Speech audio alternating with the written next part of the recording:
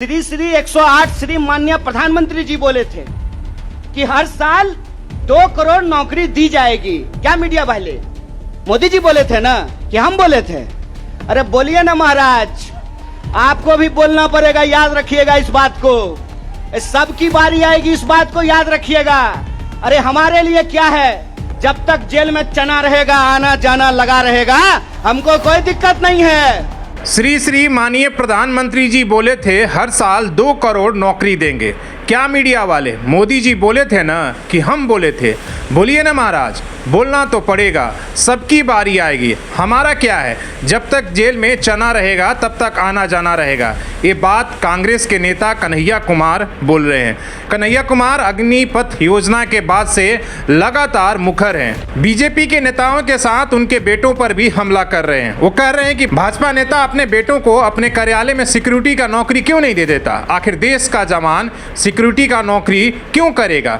BJP में एक ही नेता ईमानदार है, वो कैलाश विजय वर्गीय। उसने देश के युवाओं का भ्रम दूर कर दिया। उन्होंने कहा कि बीजेपी ऑफिस के लिए सिक्योरिटी रखनी होगी तो वे अग्निवीरों को प्राथमिकता देंगे। मोदी जी कहते हैं कि वो चौकीदार है। ये देश का चौकीदार नहीं बल्कि वो ठेकेदार है। कन्हैया कुमार इसके साथ ही उन्होंने प्रधानमंत्री और बीजेपी को लेकर कई जो है किस तरीके का हमला किया, आप इस बात को देख सकते हैं। और कल से जब से उन्होंने सत्याग्रह करके कांग्रेस का एक सम्मेलन कल हुआ था अग्निपथ योजना के विरोध में, उन्होंने कई बातें कही थी जिससे लेकर इंटरनेट पर लगातार वायरल हो रही है। पूरी बातचीत आप पहले सुन लीजिए कि क्या कुछ कन्हैया कुमार ने कहा है। बात को याद रखिएगा कि आपने देश के साथ जो खिलवाड़ किया है, उस खिलवाड़ के खिलाफ हैं हम। उस खिलवाड़ के खिलाफ क्यों हैं हम? कि आपने इस देश को सपना दिखा करके, आपने इस देश के लोगों को उम्मीद जगा करके उनके साथ धोखा किया है। ये हम नहीं बोले थे।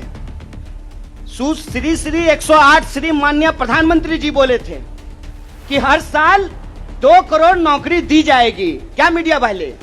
मोदी जी बोले थे ना कि हम बोले थे? अरे बोलिए ना महाराज, आपको भी बोलना पड़ेगा, याद रखिएगा इस बात को। सबकी बारी आएगी, इस बात को याद रखिएगा। अरे हमारे लिए क्या है, जब तक जेल में चना रहेगा, आना जाना लगा रहेगा, हमको कोई दिक्कत नहीं है। लेकिन बारी सबकी आएगी, इस बात को याद रखिएगा। कहे थे ना मोदी जी कि हर साल 2 करोड़ रोजगार देंगे, बोले थे कि नहीं बोले थे?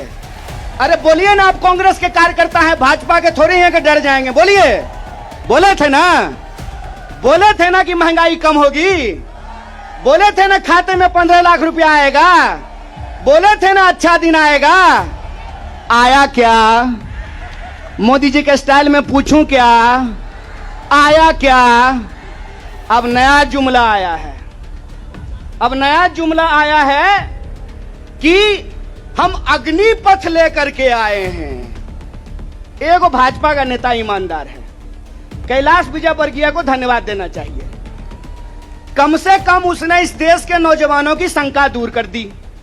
उन्होंने बता दिया भाजपा की नई योजना है तैयार, भाजपा ऑफिस में सभी नौजवान बनेंगे चौकीदार। यही योजना है ना? लेकिन मैं कहता हूं विजय वर्गीय जी, आपका बेटा बल्ला बहुत बढ़िया चलाता है, अफसर पे बैठ चला रहा था, उसको बीजेपी ऑफिस में क्यों नहीं सिक्योरिटी गार्ड बना देते हैं? मंत्री का बेटा बनेगा सेक्रेटरी, मंत्री का बेटा बनेगा बीसीसीआई का सेक्रेटरी, और किसान मजदूर का बेटा बनेगा भाजपा ऑफिस में सिक्योरिटी गार्ड। हाय रे हिपोक्रेसी! इसी को हिपोक्रेसी कहते हैं ना। और बेईमानी किसको कहते हैं? देश की जनता को लगा कि जब मोदी जी बोल रहे हैं तो सच ही बोलेंगे।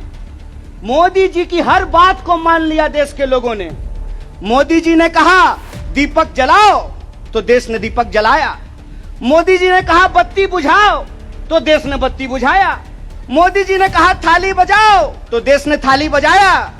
सब कुछ किया इस देश ने। लेकिन देश अब तक इंतजार कर रहा है कि मोदी जी जो हमको कहे थे उसमें से एक भी चीज पूरा नहीं किए हैं। और ये देश की जो परिस्थिति है, इस परिस्थिति पे मुखर होकर के हमारे नेता बोलते हैं। इस बात का हमको गर्व है कि सरकार के सामने बिना झुके कोई लड़ता है अड़ करके, तो उसका नाम राहुल गांधी है।